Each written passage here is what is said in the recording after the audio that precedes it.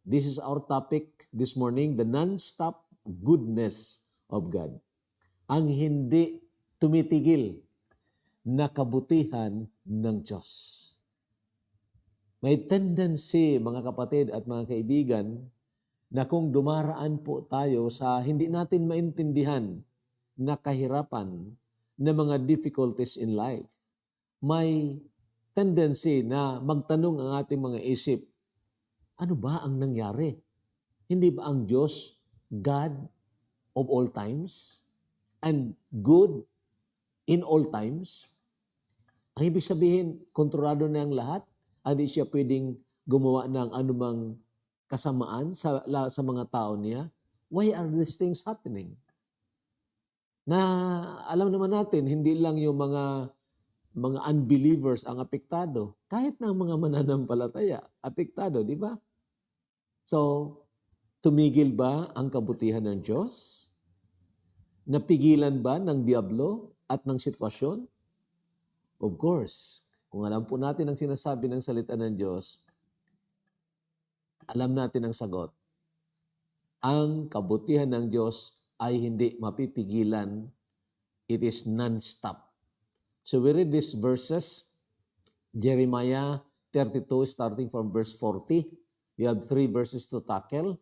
At ito ang sabi ng salita ng Diyos, and I will make an everlasting covenant with them, that I will not turn away from doing them good. Dito po natin kinuha sa phrase na yan, I will not turn away from doing them good. Hindi ako titigil sa paggawa sa kanila ng kabutihan. Grabe, ano? But I will put my fear in their hearts so that they will not depart from me. Yes, I will rejoice over them to do them good, and I will assuredly plant them in this land with all my heart and with all my soul. For thus says the Lord, just as I have brought all this great calamity on these people, so I will bring on them all the good that I have promised them. Grabe, no? Dumaan sa great calamity ang kanyang mga tao, and yet, ang promise ng Panginoon, ang lahat ng kabutihan naman ay gagawin niya, dadalhin niya sa mga taong ito. So we need to understand this. So some observations na gusto nating tingnan dito sa 3 verses, 7 beses na nagsalita ang Panginoon, sabi niya, I will, I will, I will. So meaning, makikita nyo dito ang determination ng Panginoon na gagawin niya ito. At ang paggawa niya nito, walang makapagpipigil at ito ay kagalakan niya upang gawin. Grabe, no? I will. 7 times in 3 verses. Mamaya iisa-isahin po natin yon. Then out of the 7 times na nagsalita ang Panginoon, I will, 3 doon ang kanyang promise na gagawin at patuloy na gagawin sa kanyang mga tao, the promise of doing good to them. Grabe, ano po? 3 of these are about God's doing good to His people. Now, who are His people? Kailangan maintindihan natin ito. Kasi kung hindi natin maintindihan ang context dito, maaring sabihin natin, bakit hanggang ngayon hindi pa nawawala itong COVID-19? Ano ba? Sino ba itong mga tao niya? Okay? So, who are His people? Now, sa context po, una, and specific or particular ang Hebrew Israelites, His chosen people. Ito ang mga tao na kung saan nagkaroon ang Panginoon ng covenant. Several covenants ang ginawa ng Panginoon. Of course, in 2 classes, mayroong tinatawag unilateral covenant. Ang unilateral covenant naman, ito, ang Diyos lang ang nagsabi. Ang Diyos lang ang nangako. At hindi ito dependent sa performance ng kanyang pinangakuan. Para sa limbawa, nangako ang Panginoon kay Abraham, I will make you a nation. Kahit na nagproblema si Abraham at may mga, pagsuway ang buhay ni Abraham, hindi pa rin napigil, ginawa ng Panginoon si Abraham na bansa. So, ang tawag diyan unilateral. At mayroon ding, of course, lateral covenant. Gawin mo ito at itong gagawin ng Panginoon. Okay? So, mayroong corresponding responsibility doon ang tao. The Hebrew Israelites, ang tinutukoy dito na kung saan ang Panginoon ay nagsabi siya, I will make an everlasting covenant with them. But there's another group of people, mga kapatid. At dito dapat mag-rejoice tayo kung ikaw ay isa sa mga taong ito. Ang mga tao na binili ng dugo ng Panginoong Jesucristo. Ito ang tinatawag ng Biblia, the church. Hindi po ito organisasyon, hindi po ito building, hindi ito parang registered na organization sa Security Exchange Commission, hindi po. The church is a group of people. Grupo ng mga tao na dati ay nasa kadiliman, hinango ng Panginoon sa pamagitan ng kanyang ebanghelyo at dinala sa kaharian ng kanyang bugtong na anak. Ito ang tinatawag the church ecclesia. Okay, mamaya may babasahin tayo. So, itong dalawang uri o grupo ng tao, the chosen people of God, the Hebrew Israelites, and the church or the blood-bought people, itong dalawang grupo ng mga tao, ito ang tinutukoy dito na pinangakuan ng Panginoon ng tinatawag everlasting covenant. All are under God's everlasting covenant. So, kung ikaw ay tunay na mananampalataya, rejoice with me. Dahil isa ka sa pinangakuan ng Panginoon nitong non-stop goodness of God. Wow! Grabe po yan, mga kapatid. Non-stop. Walang tigil na kabutihan ng Diyos. So, kung maintindihan natin ito, itong COVID-19, masasabi pa rin natin with all our hearts, God is doing good to us. Okay po? So, Jeremiah 32 verse 40, mayroong note ako dyan, naka-italics yung mga numbers dyan at yung idinagdag ko na mga salita dyan. Okay? Dito, ang mga numbers in italics, these are mine. Sabi dito, and I will make an everlasting covenant with them. That's the first na promise ng Panginoon. I will make an everlasting covenant with them. At ito ay nangyari. Mamaya, babasahin natin. At sabi ng pangalawa, I will not turn away from doing them good. Grabe. Ito ang pangako ng Panginoon. Hindi ako titigil sa paggawa sa kanila ng kabutihan. And then, sabi ng verse 3, ng number 3, I will put my fear in their hearts. Anong ibig sabihin nito? Ang Diyos mismo ang maglalagay nitong tinatawag nating reverential fear, itong paghanga sa Diyos, katakot na magpatuloy sa kasalanan dahil ayaw niyang mapahiya ang Panginoon, ayaw nang mag-grieve ang Panginoon. Sabi ng Panginoon, I will put my fear in their hearts. Ang epekto nito, and that is the promise number 4, they will not depart from me. So kung papansinin po ninyo mga kapatid, itong hindi pagtalikod ng mga tunay na mananampalataya sa Panginoong Jesucristo, kahit na sa panahon ng krisis, kahit na sa panahon ng troubles, ito po ay pangako ng Diyos. Minsan nangangako tayo na kahit anong mangyari, hindi ako hihiwalay sa iyo, Panginoon. Hindi ako mawawala ng pag-asa sa iyo, Panginoon. And yet, alam natin na if we trust ourselves sa mga pangako natin sa Panginoon, na parang tayo ang hahawak sa kanyang kamay, then alam natin we fail. Di ba? Many times. Pero Diyos mismo ang nangako nito, sabi niya, they will not depart from me because I will put my fear in their hearts. Anong ibig sabihin nito sa applications, mga kapatid? Ibig sabihin yan, kahit na sa mga panahon na tayo ay tumalikod sa Panginoon, because of, a lot of pressures, a lot of troubles maybe, at mahina tayo sa ating spiritual lives, and so tumalikod tayo sa Panginoon.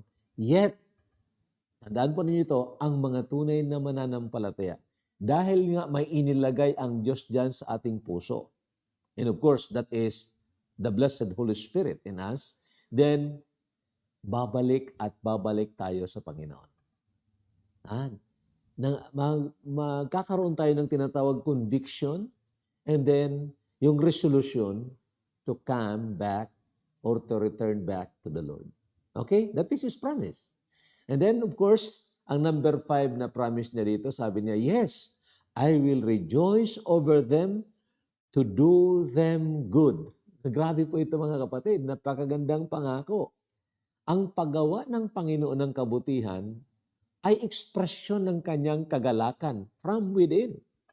I will rejoice. Hindi ito na parang napipilitan ang Diyos na gawan ka ng kabutihan dahil nangako siya. Hindi po. But it's the very nature of God to do good things. At sa paggawa niya ng kabutihang ito, expression ito ng kanyang pagkagalak o ng kanyang kagalakan in doing good. Okay? And then number 6 na promise dito, I will assuredly plant them in this land. Nagbigay ako ng sarili kong pag-unawa dito, specific promise to the Hebrew Israelites. Bakit? Itong I will assuredly plant them in this land, pangako po yan ng Panginoon, na itong mga dispersed or scattered na mga Hebrew Israelites ngayon, muli ay ibabalik sila ng Panginoon sa lupang pangako. Pangako po yan ng Panginoon. Basahin yung Deuteronomy chapter 30. Pag sila po ay nangagsisinan ng kanilang kasalanan, then ibabalik po sila ng Panginoon sa lupang pangako. Hindi itong mga peke na mga Hudyo dyan ngayon, nagigera, nakikipaglaban sa mga Palestine people diyan. Hindi po. Hindi yan ang mga tunay na mga Hudyo. But ang mga tunay na mga Hebrew Israelites, talagang pinangakuan ng Panginoon, ibabalik sila dyan sa lupang pangako. Kung kailan yan mangyayari, we have discussed that already. Right after the Great Tribulation, they will be regathered. Okay? At ito'y gagawin ng Panginoon, sabi niya, with all my heart and with all my soul. And then, ang last na pangako dito, sa verse 42, for thus says the Lord, just as I have brought all this great calamity on these people, so I will bring on them all the good that I have promised them. Grabe po mga kapatid. Yan nga sabi ko sa inyo, kung maintindihan natin itong non-stop goodness of the Lord, kahit na anong sirkumstansya na dinaraanan po natin ngayon, kahit na anong kahirapan, may bibilang pa rin natin yan, it's for our own good. Tinulutan po ng Panginoon dahil ito ay isa sa mga expressions ng kanyang kabutihan. Okay po? So we need to understand that. Now, ito na ngayon tayo. Tingnan natin itong 1 Peter chapter 2 verse 9. Dito makikita natin ang identity ng mga blood-bought people. The church na sinasabi. Tingnan ninyo, sabi sa verse 9, but you are a chosen generation, a royal priesthood, a holy nation, His own special people, that you may proclaim the praises of Him who called you out of darkness into His marvelous light. And then sabi ng verse 10, who once were not a people, but are now the people of God, who had not obtained mercy, but now have obtained mercy. Pansinin po ninyo yung sinabi ng verse 10, once were not a people. Hindi naman tayo pinili na bansa, really. Hindi. There is only one nation na pinili ng Diyos, and that's the nation Israel. At alam natin, ito ay nasa lahi ni Jacob. At hindi naman tayo kabilang sa lahi ni Jacob. Di ba? Hindi naman tayo ganon. Pero kung tunay tayo na nanampalataya sa Panginoong Jesucristo, Then, sabi ng salita ng Diyos, tayo ay hinango. We are called out. Tinawag tayo mula sa kadiliman, sabi ng verse 9, into His marvelous light. Itong salitang called out, ito ang pinanggalingan ng salitang ekklesia. Okay? The church, ekkalayo, called out. At itong mga taong ito, kung tunay tayo ng palataya sa Panginoon, sabi ng Panginoon tayo ay chosen generation, hari, at the same time pari. Grabe, ano? Royal priesthood. Oo, kaya nga hindi natin kailangang lalapit pa tayo sa tao para i-confess ang ating mga kasalanan laban sa Diyos. Hindi, direct tayo sa Diyos. Because all believers are priests before God. Okay? A holy nation, His own special people. So makita natin, itong mga pangako na ito na binanggit natin kanina, ito ay talagang hindi lang sa mga Hebrew Israelites, may particular promise doon talaga sa kanila. Karamihan doon na promise or promises para sa kanyang ecclesia na tinatawag the body of Christ, the bride of Christ, the building of God. Okay? So, we're ready to take off now? Okay, so why non-stop goodness? Bakit na ito walang tigil na kabutihan ng Diyos? Ano ang basis nito? Now, it's good to understand this para mayroon tayong unshakable foundation. Okay, unshakable. Sabi ko kanina sa inyo, dapat ang puso natin heart of steel. Okay, hindi matinag-tinag ng anumang persecution, anumang problema, o anumang sitwasyon. Why? It is standing on the unshakable foundation. Okay? And these are the unshakable foundation. First, it is based on an everlasting covenant in His blood. Itong non-stop goodness ng Panginoon, hindi ito parang outburst lang ng emotion ng Panginoon. Hindi po. It is based on an everlasting covenant in His blood. Meaning, ang nagsilyo nito, na talagang siguradong gagawin at patuloy na ginagawa ng Panginoon, ang nagsilyo nito ay ang mismong pangako ng Panginoon, ito na nga na everlasting covenant, at pinirmahan ito, quote-in-quote, ng kanyang mahalagang dugo. Grabe, ano? Kung naalaala ninyo doon sa panahon ng mga Kastila, yung panahon daw nung agreement, yung blood compact na tinatawag, yung sikatuna, parang ganon, naalala ko. Ito, similarly. Okay? But it is based on an everlasting covenant in His blood. So, ang paraan or the only agent that secures these promises is faith on Christ. Tandaan po ninyo yan. So, walang merito tayo na ginawa ko ito, kaya ito, gagawin ito ng Panginoon. No, it's not. Ginawa ko ito kasi nagpakabuait ako, kaya ito ngayon. Gagawin ito ng Panginoon sa akin, gagawin niya ang mga kabutihan. Lahat ng kabutihan ay gagawin niya sa akin kasi mabait ako.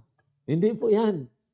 The way and the only way or agent to secure these promises, alam niyo, it's faith. It is faith. At alam naman natin, ito ay nangyari nang tayo ay nakarinig ng Ebanghelyo, nang tayo ay direkta lumapit sa Panginoong Jesucristo at nanampalataya tayo sa Kanya, wala nang iba na Siya lang ang nagbayad ng ating kasalanan. Doon nagsimula itong quote-in-quote signing of the covenant.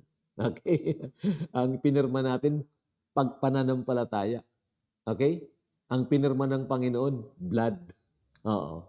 So, basahin natin yan sa verse 24 and 25 ng Romans chapter 3. Okay, part lang ng 25. Sabi dito, being justified freely by His grace through the redemption that is in Christ Jesus.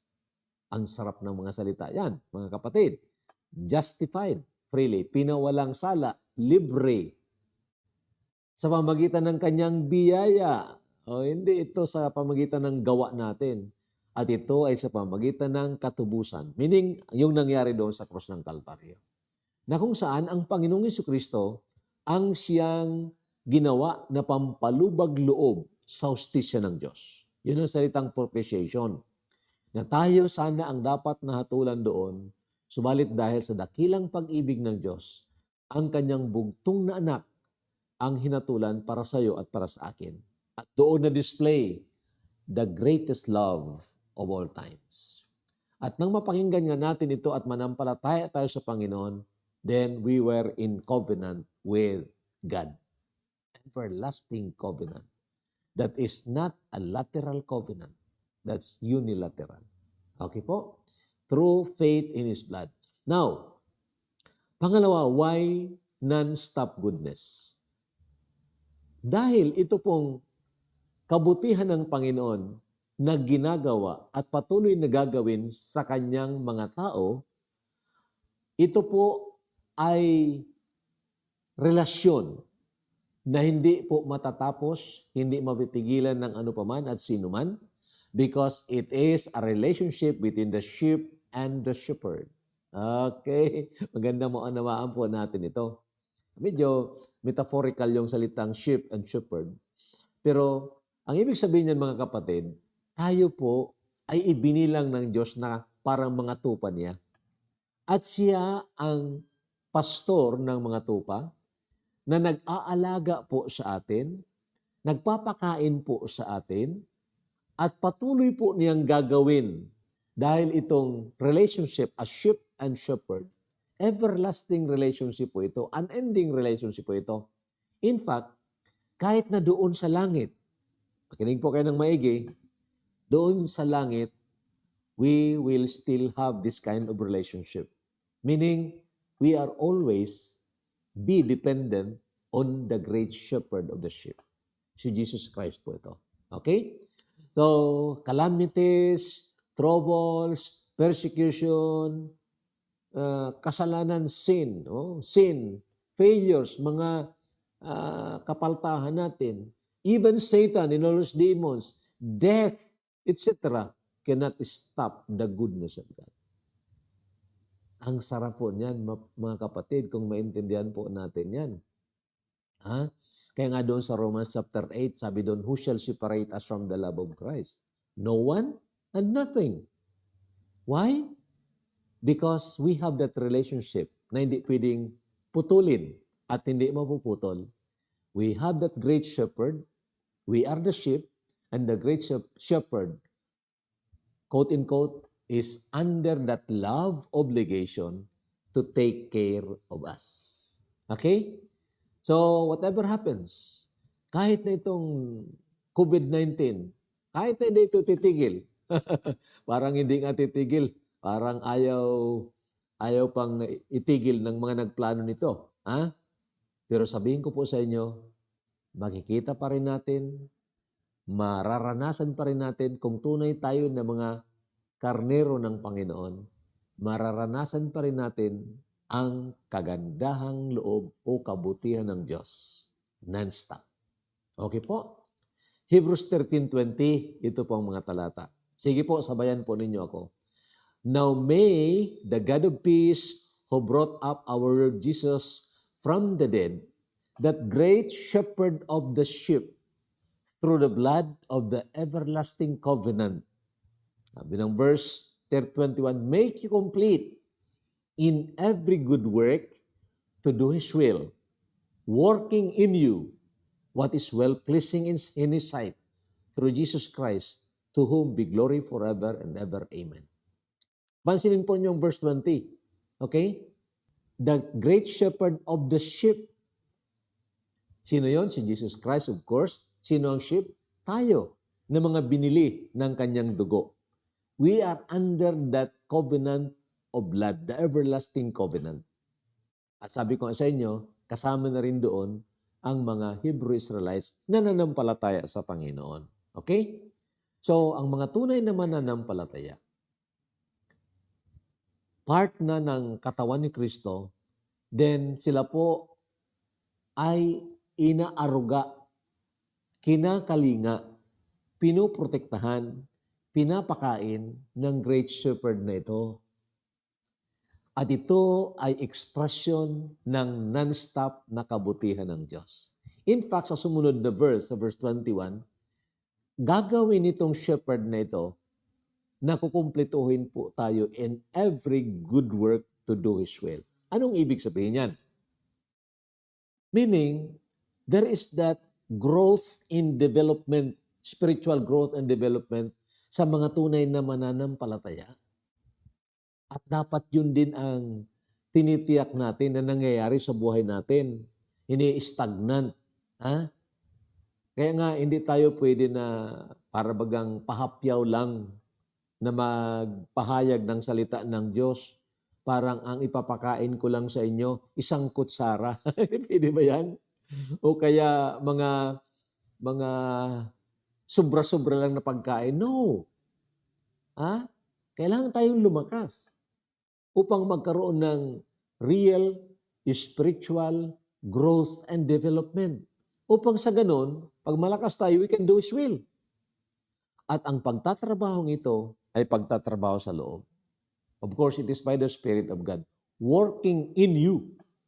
Mga kapatid, tandaan po ninyo kung tunay ka na may relasyon sa Panginoon, alam mo yan, nararamdaman mo yan, na kahit na nanghihina tayo, pag tayo ay magsimula na mag-pray, na magsabi, Panginoon, mahina po ako, tulungan mo po ako. Gusto ko po na kahit na ganito ang mga pangyayari sa aming kapaligiran, Panginoon, gusto ko po na maging malapit sa iyo. Alam niyo, mga kapatid, that is a development of growth or spiritual growth. At ito ang dapat nangyayari. So itong mga calamities, itong mga nangyayari sa atin, proseso lang ito. Paraan lang ito ng Panginoon upang lalo tayong lumapit sa Kanya. Ayun, tama yun. Dapat ganun ang nangyayari. Sabi pa nga ni David, it's good for me that I have been afflicted that I might learn thy statutes. Okay?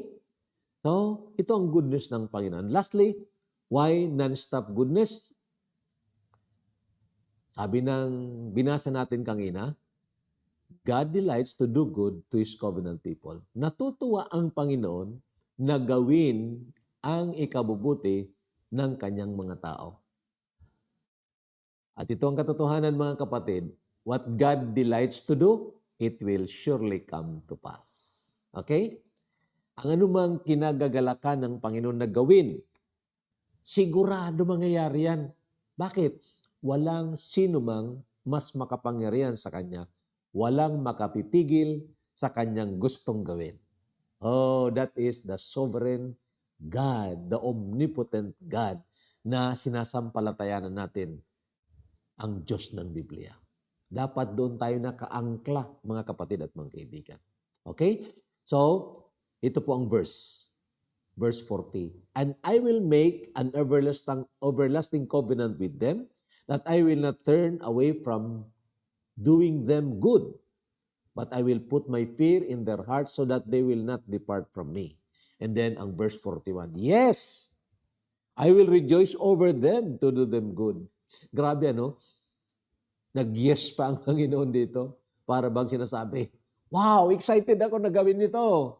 Excited ako, yes, I will rejoice over them to do them good. Alam po ninyo, nature po ito ng Panginoon. Hindi po gagawa ang Panginoon na napipilitan siya o parang mayroong nagtutulak sa Kanya outside from Himself para gawin ang isang bagay. Hindi po yun. Wala. It's a free, willing na pag-ibig ng Panginoon coming out from His inner nature and then expressing it in goodness to His people. That's a good theology, mga kapatid.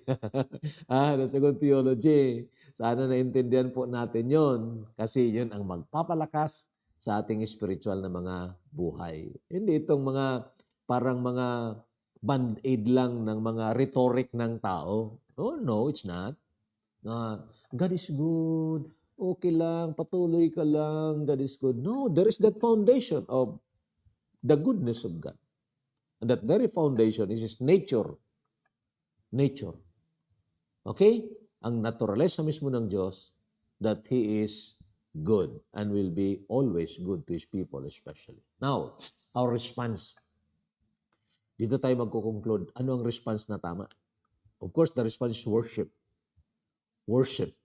Kung maintindihan po natin ito at napiperceive ng ating kaluluwa ito, natitikman ng ating kaluluwa ito, na lalasapan natin ito, then we want to seek to be more satisfied in Him every day. Anong ibig sabihin yan? Para bang nakainom ka ng masarap na tubig at ngayon, ayaw mong tumigil, gusto kang lumapit at lumapit pa sa Kanya na nagbibigay nitong masarap na tubig. Okay? You know, ito ang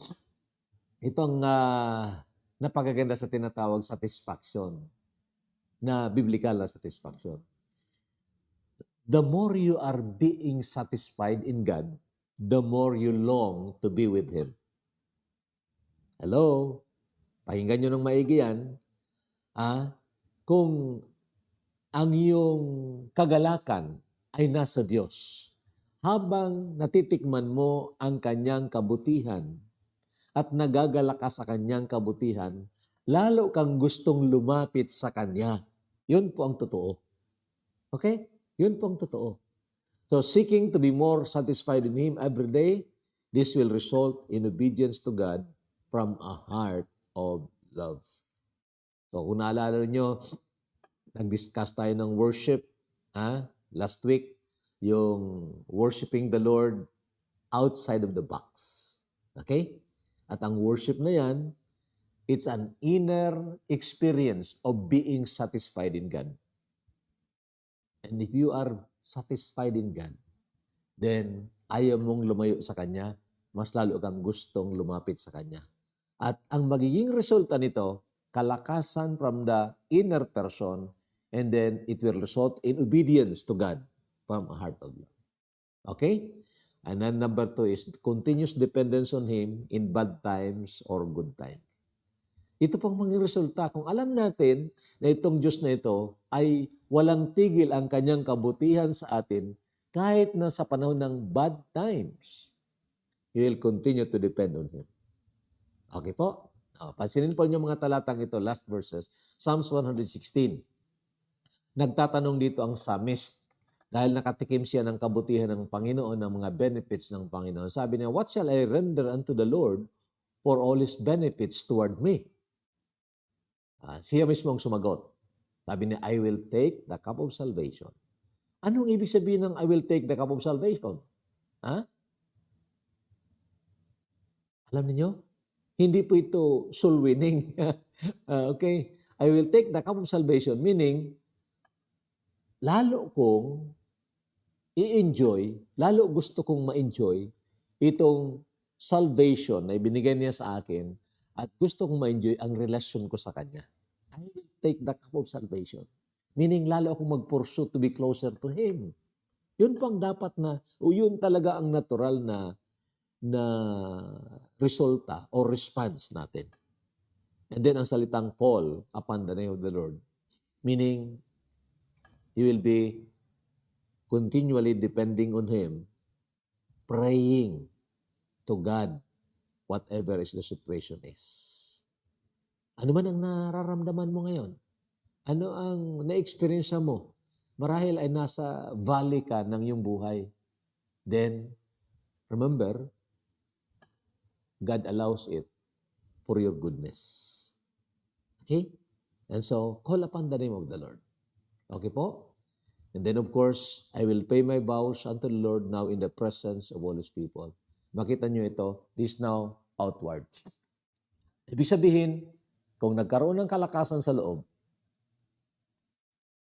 there is that worship, there is that continuous obedience, or rather this continuous dependence, then natural na lalabas itong tinatawag nating service, acts of service, from a heart of love.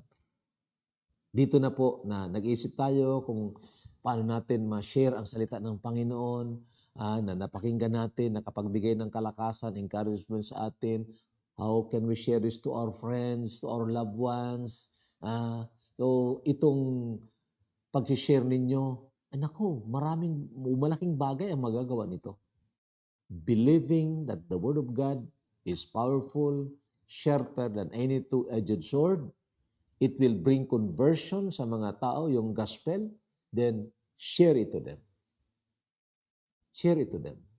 At kung mayroon ka pang maitutulong sa kanila, na hindi na magpapantri-pantri ka na, magpa-picture-picture ka, kung may maitutulong ka sa kanila dahil medyo, alam mo na, medyo mayroon ka namang kapasidad, then do it from a heart of love. Okay po. Sana makita po natin itong walang tigil na kabutihan ng Diyos upang sa ganun maging daluyan tayo ng kanyang pagpapala para sa iba. The Lord bless us. Thank you for listening. God bless us.